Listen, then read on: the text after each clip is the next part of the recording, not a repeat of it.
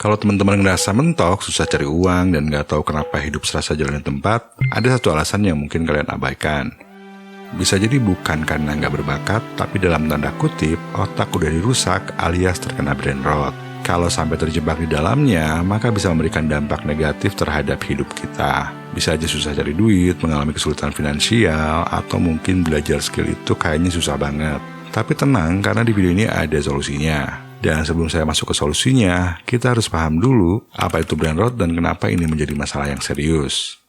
Istilah brain rot atau otak busuk itu tidak datang dari dunia medis atau sains, tapi istilah slang yang digunakan saat otak manusia terlalu sering atau terlalu banyak mengkonsumsi konten yang memberikan kepuasan instan, di mana aktivitas tersebut, kalau terlalu berlebihan, bisa berdampak buruk pada kemampuan kognitif otak kita. Dalam kata lain, bikin kita jadi susah berpikir, mengingat, belajar, dan kesulitan untuk memecahkan masalah. Padahal dalam kenyataan hidup, masalah itu bisa datang kapan aja dan menyerang berbagai area di kehidupan kita. Ya tentunya untuk memecahkan masalah tersebut, kita harus berpikir dengan otak kita. Cuma dengan banyaknya konten-konten receh di sosial media, hal tersebut bisa membuat seseorang terkena brain rot, terutama generasi muda sekarang. Nah jadinya hidupnya itu malas-malesan. Di YouTube sendiri ada beberapa bahasan tentang kenapa Gen Z itu adalah generasi miskin. Ini bukan cuma teori, karena menurut riset yang dilakukan Microsoft, pada tahun 2000 itu rentang perhatian manusia itu secara rata-rata adalah 12 detik. Nah tapi di tahun 2013 itu menurun menjadi 8 detik. Sementara untuk ikan mas itu, rentang perhatiannya rata-rata adalah 9 detik. Jadi manusia zaman sekarang tuh setelah zamannya smartphone dan sosial media, itu rentang perhatiannya lebih pendek dari ikan mas. Anak-anak muda zaman sekarang itu kalau nggak ada kerjaan, yang pertama kali dilakukan itu adalah melihat HP. Dan 52%-nya itu ngecek HP setidaknya 30 menit sekali. Dan itu sebetulnya cukup sering ya. Bahkan sebelum tidur pun juga banyak yang ngecek HP dulu. Nah ditambah lagi selain sosial media itu ada streaming platform. Dan 87% ini bilang mereka sering nonton, sering binge watch lah istilahnya ya. Itu nontonnya tuh rentetan episodenya back to back. Nah kalau salah menyikapi, walaupun terdengar sepele, itu efeknya bisa lebih dari yang kalian kira, dan memang mempengaruhi cara kita berpikir. Tapi bagaimana brain rot itu bisa mempengaruhi kondisi keuangan seseorang? Supaya nggak salah paham, saya harus jelasin dulu apa aja yang dibutuhkan dalam menghasilkan uang. 3 aktivitas utama yang berhubungan dengan uang itu adalah mencari, mengelola, dan melipat gandakan. Banyak orang yang masih tidak menyadari dua hal ini, tapi mari fokus dulu dengan mencari, karena mencari aja masih banyak yang kesulitan. Nah, dalam mencari uang, tentu kita harus memiliki setidaknya satu hard skill di mana membutuhkan waktu dan usaha untuk bisa dikuasai dengan baik. Hard skill dengan bayaran tinggi itu juga lebih rumit dan lebih sulit untuk dikuasai. Nah, lalu kita juga harus memiliki soft skill yang baik, ini seperti kemampuan beradaptasi, berpikir kritis, pemecahan masalah, dan pengambilan keputusan. Nah, seberapa baik soft skill yang kita miliki bergantung pada kemampuan otak dalam berpikir dan memproses informasi yang disebut sebagai kemampuan kognitif. Kalau kemampuan kognitif seseorang itu kurang baik, maka dia akan kesulitan untuk memproses informasi yang rumit atau yang kompleks, yang tentunya bisa mempengaruhi kemampuannya dalam mencari uang.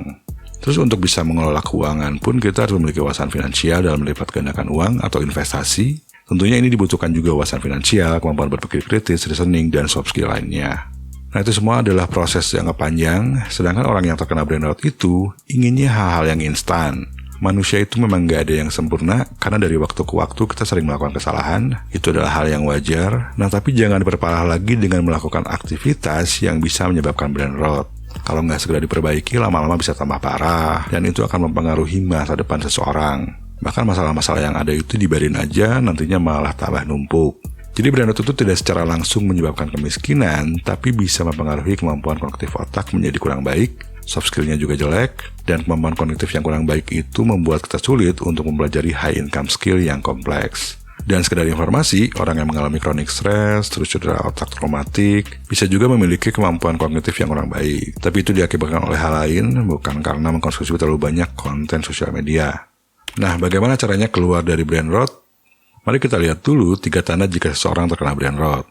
Tanda yang pertama adalah sulit mengingat, sering lupa nama orang, tanggal, atau event, ada acara atau janjian tapi sering lupa. Tanda kedua, sering bingung saat harus memecahkan masalah. Dan rentang perhatiannya juga pendek banget. Kalau harus mengerjakan suatu proyek atau bahkan belajar, itu sulit fokus. Nggak ada yang beres karena sulit berkomitmen untuk menyelesaikan proyek jangka panjang. Apalagi kalau harus mengerjakan pekerjaan yang kompleks. Terus mentalnya juga cepat lelah, nggak disiplin, dan kekurangan motivasi. Jadinya tidak produktif. Nah, saat kita mengkonsumsi konten-konten sosial media, terutama konten hiburan itu, kita akan merilis hormon yang disebut dopamin. Dopamin ini sering disebut juga sebagai hormon kenikmatan atau kepuasan. Setiap kali kita merasakan kesenangan, maka otak akan merilis dopamin. Manusia itu butuh dopamin agar bisa lebih termotivasi atau lebih semangat. Tapi problemnya, jika sumber dopaminnya itu adalah konten-konten yang memberikan kepuasan instan, maka kepuasan yang dirasakannya juga sangat-sangat pendek. Akhirnya malah jadi kecanduan medsos, jadinya malah terus-terusan ngecek HP dan nggak produktif. Bahkan banyak juga orang yang ketagihan buka HP tanpa ada alasan yang jelas. Nah, yang bisa lebih celaka itu adalah di saat kita terbawa-bawa dengan gaya hidup mewah yang penuh kepalsuan. Kalau kemampuan berpikir kritisnya itu kurang baik, sementara otaknya hanya menginginkan hal instan, akhirnya malah jadi lebih memilih mengejar status. Padahal yang namanya kekayaan itu beda dengan mengejar status. Nah, kalau mengejar status, ingin terlihat mewah, ingin terlihat kaya, tapi sebetulnya tidak mampu, dan ia malah memaksakan, akhirnya bisa banyak utang sana-sini, dan itu akan berpengaruh besar terhadap kondisi finansialnya. Cash flow-nya udah pasti nggak sehat karena uang yang keluar lebih kecil daripada uang yang masuk. Pastinya juga tidak akan bisa melakukan investasi jangka panjang, uangnya tidak bertumbuh, malah terus berkurang. Apakah kita harus berhenti total mengkonsumsi sosial media agar tidak terkena brain rot? Jawabannya enggak, tapi tetap harus melakukan yang namanya perubahan gaya hidup, dan ini 7 tipsnya. Tips yang pertama adalah batasi sosial media. Algoritma sosial media itu didesain supaya kita tuh betah nonton di situ. Nah, jadi kita harus tahu batasnya juga. Misalnya sehari itu cukup 30-60 menit doang. Terus bagusnya juga konsumsi kontennya itu diimbangi antara hiburan dan edukasi. Nah, tip kedua, prioritaskan kerjaan-kerjaan yang produktif dulu. Jadi kita kerja dulu yang memang produktif atau belajar dulu. Baru nanti setelah beres, nah kita bisa menghadiahi diri kita dengan melihat konten-konten sosial media. Atau mungkin nonton Netflix atau apapun. Saya sendiri juga melakukan hal itu. Jadi setelah beres kerja, saya baru nonton film. Tip ketiga adalah membaca. Yang namanya membaca itu membutuhkan perhatian lebih tinggi karena kita harus mengartikan kalimat-kalimat yang ditulis ya yang kita baca. Jadinya otak juga lebih bekerja. Itu sebabnya kenapa membaca itu sangat disarankan. Nah, teman-teman bisa mulai membiasakan membaca 30 menit dulu misalnya setiap hari. Baca dulu aja apa yang kalian suka, misalnya kalau suka novel ya silahkan.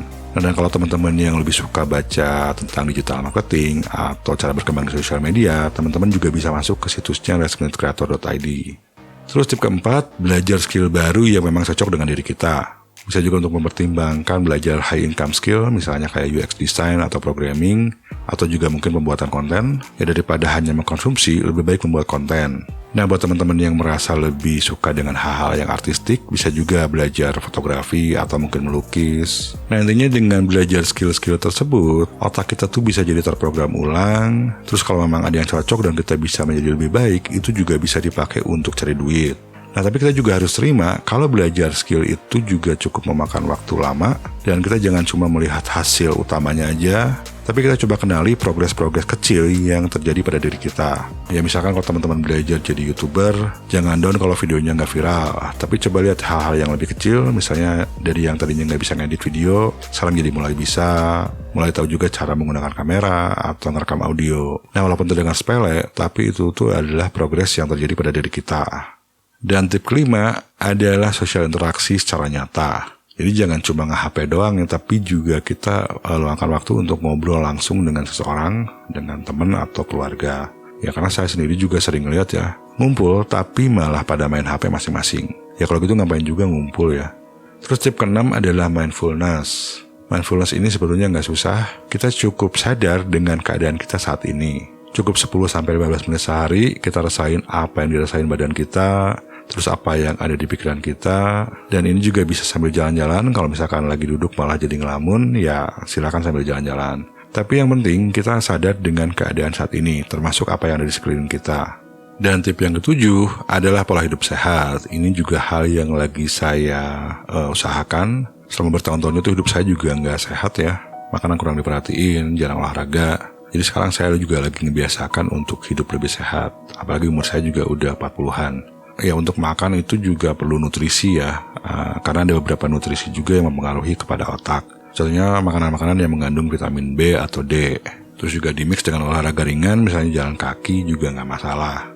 Sebagai manusia, untuk mengubah kebiasaan itu memang nggak gampang. Butuh waktu dan godaan juga bakal sering datang. Nah itu kembali lagi kepada diri kita bagaimana menyikapinya. Awalnya tetap harus dari mindset dulu ya. Tentunya saat kita berusaha mengubah kebiasaan pun juga rasanya bakal nggak nyaman dulu, jadi lakukannya secara perlahan dulu aja. Kalau misalkan sekaligus itu bakal overwhelm juga, nanti malah cepet nyerah.